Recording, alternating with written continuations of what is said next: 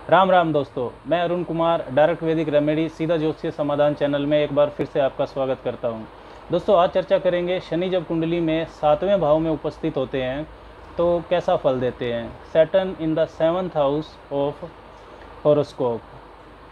7वें भाव को अगर हम समझें तो 7वां भाव होता है आपकी कानूनी साझेदारियों का, लीगल पार्टनरशिप्स, चाहे वो व्यापारिक साझेदारी हो या लाइफ पार्टनरशिप यानी शादी विवाह, वैवाहिक जीवन और आपके जीवन साथी को भी 7वें भाव से देखा जाता है। शनि को अगर हम समझें तो शनि नियम कानूनों का, वास्तविकता का, सीमाएं, बाउंड्रीज, इसके अलावा अनुशासन और ड्यूटीज, जिम्मेदारियां, रेस्पॉन्सिबिलिटी और विलंब, डिले, इन सब का शनि के अंदर नेचुरल कारकत्व होता है। शनि अगर 7वें भाव में है तो विवाह में देरी के संकेत मिलते हैं। शनि क्योंकि विलंब का कारक है, धीमे धीमे चलने वाला ग्रह है। लेकिन अगर शनि वक्री है या शनि का डिस्पोजिटर यानी कि राशि स्वामी, शनि जिस राशि में है उसका स्वामी सूर्य, चंद्र, बुध या शुक्र जैसा तीव्रगामी ग्रह है तो शादी जल्दी भी हो सकती है। अर्थात शनि अगर कर्क राशि, सिंह राशि, मिथुन या कन्या राशि, वृष या तुला राशि का है तो शादी जल्दी भी हो सकती है।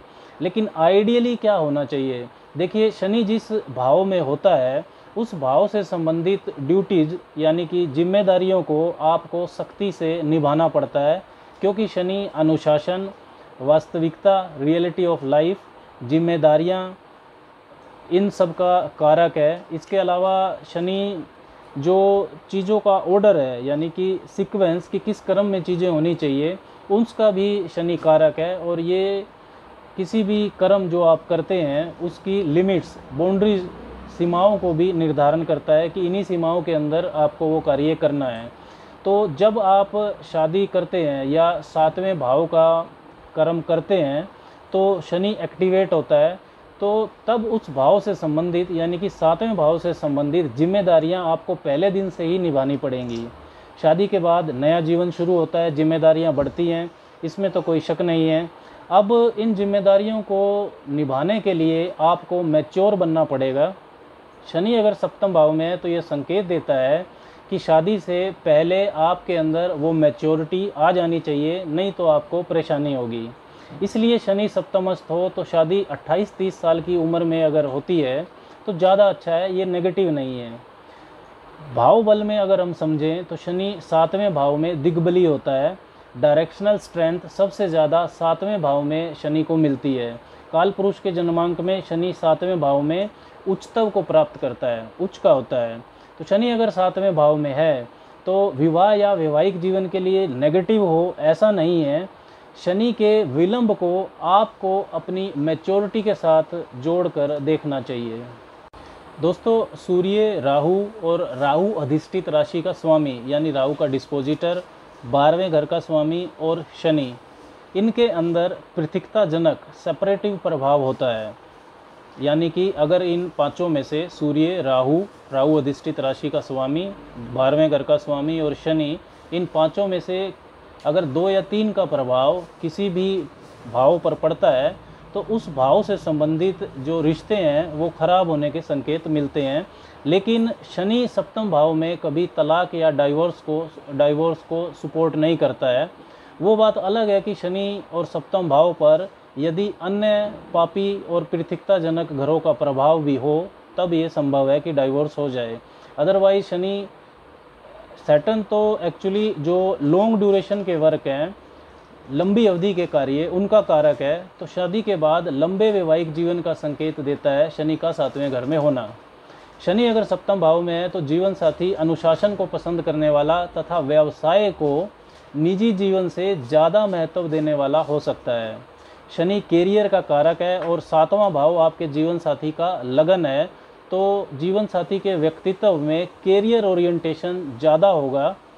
पर्सनल लाइफ के मुकाबले कैरियर को ज़्यादा वक्त वो देंगे, ऐसा उनका व्यक्तित्व हो सकता है।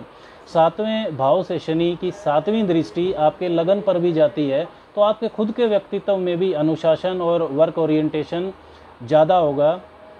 इन्हीं कारणों से शनि की 7वें भाव में उपस्थिति वैवाहिक जीवन का जो एन्जॉयमेंट है उसमें नीरसता ला सकती है, वैवाहिक जीवन को ड्राई कर सकती है, because Saturn is a dry planet.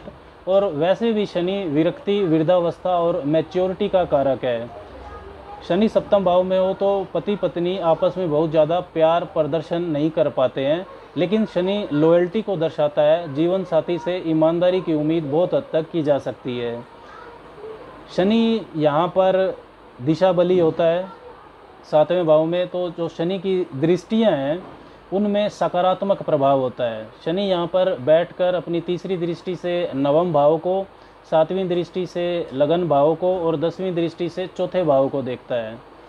इसके अलावा दोस्तों, जो सातवें घर का शनि है, क्योंकि ये मैच्योरिटी का कारक है, तो आपका जो जीवन साथी है वो शिक्षा के लेवल पर या उम्र में या स्वभाव में, आउटर अपीयरेंस में आपके मुकाबले ज़्यादा मैच्योर हो सकता है।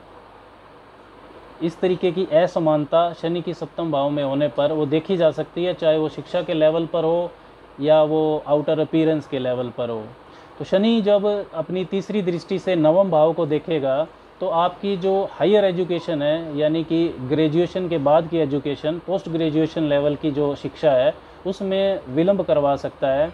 इसके अलावा आपके पिता या गुरु की जो गाइडेंस है, उनका जो मार्गदर्शन है, उसको समझने में भी, पाने में भी आपको ज़्यादा मेहनत करनी पड़ेगी। लेकिन उसको समझने के बाद आप उसका पालन ही नहीं करेंगे, उसको आप जज भी करेंगे। शनि की सातवीं दृष्टि लगन पर जाएगी तो ये आपके व्यक्तित्व को अनुशासित बनाएगा, कैरियर ओरिएंटेशन पैदा करेगा, कैरियर ओरिएंटेशन ज़्यादा देगा। शनि सातवें भाव में नीच और शत्रु राशि का अगर है, तब आपके व्यक्तित्व में प्रोक्रास्टिनेशन होगा, यानी कि आलसीपन आएगा, अकेलापन आपको ज़्यादा अच्छा लगेगा। शनि की 10वीं दृष्टि आपके चौथे भाव पर आती है तो आपकी माता और आपका पारिवारिक माहौल दोनों ही बहुत अनुशासित हो सकते हैं, और ऐसा व्यवहार आपकी माता का हो सकता है कि वो भी आपको बहुत अनुशासित तरीके से ही रखे। सुख और लग्जरी की जितनी भी चीज़ें हैं, घर वाहन, जो भी लग्जरी की चीज़ें होती हैं, उसको पाने में भी आपको विलंब होगा, वो भी सेकंड हाफ ऑफ लाइफ में ही मिलने की उम्मीद रहती है। दोस्तों, ये जो शनि के प्रभाव मैंने सातवें भाव में होने पर आपको बताए हैं, ये शनि के अकेले प्रभाव के हैं। शनि किन भावों का स्वामी है और सातवें, नौवें, पहले और चौथे भाव पर अन्य किन घरों का प्रभाव है, इस बात से इन फलों में बदलाव संभव है। आज के लिए बस इतना ही। राम राम।